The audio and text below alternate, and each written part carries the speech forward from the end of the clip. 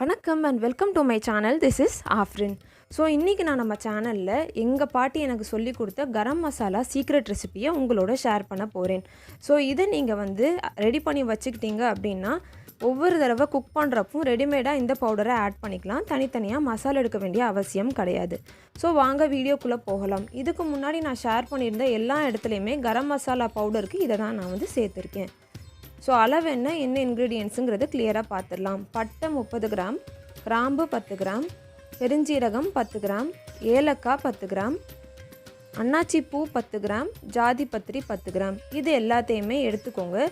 ஒரு மிக்ஸி ஜாரை நல்லா வாஷ் பண்ணி தண்ணி ஃபுல்லாக தொடச்சி நல்லா காய வச்சுட்டு இது எல்லாத்தையும் அதில் ஆட் பண்ணி நல்லா பவுடராக அரைச்சிட்டு அந்த பவுடரை ஒரு ஏர்டைட் கண்டெய்னரில் போட்டு ஸ்டோர் பண்ணிக்கோங்க. 2 months வரைக்கும் எங்கள் வீட்டுக்கு இந்த பவுடர் வருங்க. கம்மியாக யூஸ் பண்ணுறவங்களுக்கு 3 months 4 months வரைக்கும் வரலாம். ஸோ இதை நீங்கள் ரெடி பண்ணி வச்சிட்டிங்க அப்படின்னா எல்லா சாப்பாட்டுக்கும் இதை ஈஸியாக நம்ம ஆட் பண்ணிக்கலாங்க. இதை உங்கள் ஃப்ரெண்ட்ஸோடையும் கண்டிப்பாக ஷேர் பண்ணுங்கள். நான் அடுத்ததாக ஷேர் பண்ணுற பலாவ் ரெசிபிலையுமே இந்த கரம் மசாலா பவுடர் தான் ஆட் பண்ணியிருக்கேன்.